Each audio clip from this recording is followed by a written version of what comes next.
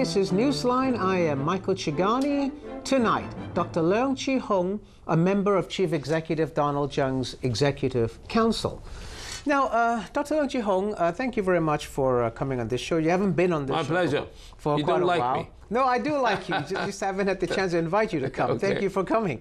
Now, as I said, you're my guest tonight, and you're a member of the Executive Council, which is so-called inner circle of Donald Tsang's advisors. You and other members advise the chief executive on policy issues, right? So I want to ask you this. Let's start off by asking you this. I had a former executive counselor on my show last week. Is James Tien, who's also the former chairman of the Liberal Party. Yeah, right. And he was on, and I asked him the same question I'm going to ask you now. There's a lot of discontent, public discontent in Hong Kong. This has gradually built up. Well, actually not gradually, quite suddenly it's built up. And everybody's now talking about how unsettled society is and how discontented the public is in Hong Kong. Why is that? Well, I think that Hong Kong faces a lot of problems. A lot of them are deep-seated problems. And I've always said that for the last few years, we've been too concentrated on issues relating to constitutional affairs, election, democracies. And I think it's time that Hong Kong, not just the government, but the whole society should look into the issues of people's issues. So you talk about livelihood issues. Yes, livelihood issues. But you say we've been too focused on democracy. Well, I mean, the whole of Hong Kong is looking at at least in the last few years, how do we elect our chief executive? When are we going to universal suffrage? The fact is that now we have already got a formula. So you're going to move on. But then are you then lively issues? Are you then blaming the Democrats for wasting time on political reforms rather than livelihood issues? No, I'm not blaming anybody. I'm only saying that since the return of sovereignty, which is 13 years ago, we have been too concentrated on that side of the thing. But Hong Kong has a much more issues than just political reforms. But you know, let's put it another way, Dr. Leung. Okay, so we've been too focused, as you say, on political issues rather than livelihood issues. But if you look at the livelihood issues that are making people quite angry, I would use the word angry, quite angry, these are high property prices.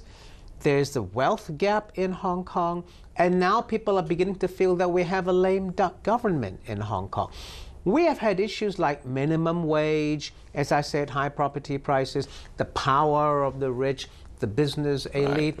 Whether whether democracy diverted our attention from these issues or not, I don't know. But the thing is, these issues are there. Whether we have focused on democracy or not, those issues have always been there. Well, there are much more than these, Michael. I mean, let's look at the issues of the fact that Hong Kong's population is aging rapidly. And you're the chairman of the elderly one commission. out of 8 people is 65 and above, and in 20 years' time, we predict that 1 in 4 will be 65 and above. Now, how are we going to tackle that problem? Are elderly always going to be a burden to us? If they are, how can we change that? Second thing is that for the last 20, 30 years, we've been talking about healthcare reform. We know very well that Hong Kong has and you're a medical doctor, you know about that. It's a unique healthcare system, and we're doing very well. But can the current healthcare system sustain so that we can always maintain a very high standard of well, you know, let's talk about the elderly commission first, because you're the chairman of the elderly commission. I'd be glad to give you my views. Yes. Right, but the thing is, if you look at the elderly issue, you say we have an aging population in Hong Kong. Very much so. But look at what it's in store for them. We have an MPF that's not going to support them. The MPF is really impractical when it comes to a pension plan for Hong Kong people. Hong Kong employers don't want to employ people who are getting older. They prefer younger people. And then when we talk about a minimum wage, they said the first people they're going to fire are the elderly people, and they'll get younger people. So we don't have a system where we can look after the elderly. You're talking actually 2 issues, Michael. First of all, you're looking at retirement. Today, there's no, legal age of retirement in Hong Kong. That's correct, right. But somehow the other government has pitched at 60. A lot of other organizations And therefore, a lot of organizations follow that. Now, I believe that the elderly of today and definitely the future of tomorrow will be more educated, more healthy, like more yourself. active. I'm 71. Exactly. Why do we have to picture at 60? So I've always been pushing for what I call a flexible retirement age. Now, I don't want to force people to work longer. There are people who want to retire early. There are a lot of people who really want to work longer, not so much really for financial gain, but because they feel that they can still contribute. But people don't want to hire them in Hong Kong. Well, this is exactly what I'm trying to say, that Hong Kong should move towards what I call a flexible retirement age. And some form of a negotiation agreement should be set between the employer and employees to extend that person's age of retirement. Shouldn't it start with the government? But the government refuses to do it. Government ought to take. I've got to be sort of fair. Government is now in certain areas are moving towards that, because retired civil servants sometimes are asked to go back to do a job. But that's like a temporary job. Well, so we've got to start somehow, and I think government, the big NGOs, the big corporates should take a lead. You see, one is that we don't want to lose the experience of these people. At the age of 60, they are experienced. Secondly is that these people are, by that age, perhaps no more baggage.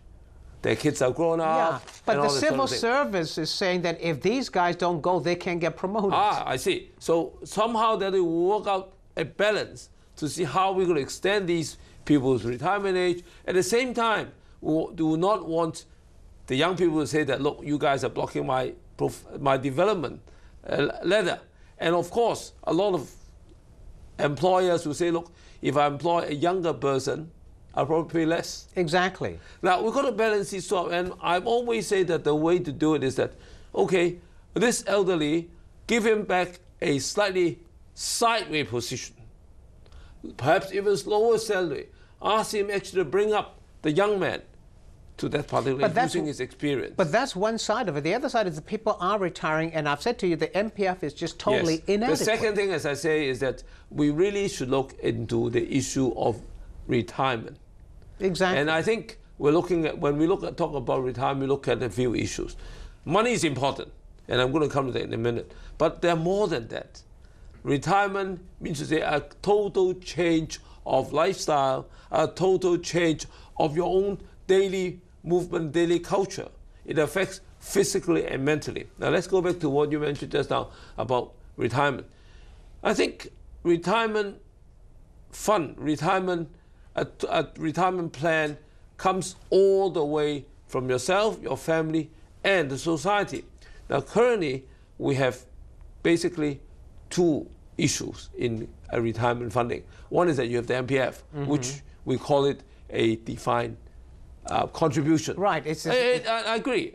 It's inadequate. It's inadequate, and there's a lot of loopholes. If you are a housewife, you don't have MPF. Exactly right. The second thing that Hong Kong have is we do have another issue known as a defined contribution, or defined benefit, OH allowance. Fruit money. Sangguokam is like $1,000. It's inadequate. It's $1,000 so I a month. think we should look into a plan further. Are we going to? We can improve on those two issues, or we can look at a complete something afresh. And I think it's about time that Hong Kong should look at. Well, I agree with you, because you're the Elderly Commission, and that's something you're going to have to do. Let's move on now. Okay. I asked you earlier about high property prices, about the wealth gap. I'm going to come to those. I'll ask you first, and I asked this of James Tian last week as well. Are you sickened by the high property prices in Hong Kong? Does it make you sick that the prices just go up every day? People just can't afford it anymore. Well, I think property prices are really dragging a lot of people down. But you're a member of the Executive Council. Surely you can come up with new policies to deal with that. Well, I think I have to say, again, to be fair, that government has, in the last few years, pushed out, or at least the last few months, pushed out a lot of But nobody's taking any notice. But somehow or the other, maybe it's not getting there yet. Should there be new ideas, should there be new directions? I think we've got to think about it. We've got to come out again. I'm sure something will be in. Perhaps the Finance Secretary's back, they'll come out. Do you think what we have now is inadequate and we need to do some more? I think because whatever we've done up to today, we're still not containing the property price. Exactly. So there has to be some other solutions. And I'm not saying that what we are putting up is. Would you support taxing speculators, putting a tax on speculators? I think anything that would somehow or the other make the society happy by somehow capping the property price, it will affect a lot of people. I mean, it will affect even a lot of people, well, people like myself. So you agree with a tax? I agree with the fact that we need to put up something more than what we're paying now. You didn't say what? I have no idea what we can do, and I'm sure there will be ideas that come out. Would you go with a tax on property speculators? I definitely that would be something to consider, yes. You would want to consider that? I would definitely consider Okay, now, you know, the other things, I want to touch on other issues as well. If you talk about the rich-poor gap, we have a minimum wage here now. Right. And then employers are saying the minimum wage is not intended to bridge this rich-poor gap. Do you agree with that? There are many, many ways to bridge this rich-poor gap. I mean, pushing for better education of the young people so that at the end of the day, that they will move from the poor to rich, or poor to well-to-do would be one way to do it. There are many, many ways. I think the problem is today. Yes, we have to think of not just short term, but longer term. Now, I do not agree with just dishing out money. You don't agree with that? But we have to help the poor. For example, what is being put out by the policy address recently is that to subsidize people's traveling allowance for going to work is something which I think is very, very important, and I'm sure it's going to help people on that particular basis. Okay, well, we'll take a break here. We'll come back with more Newsline. Don't go away.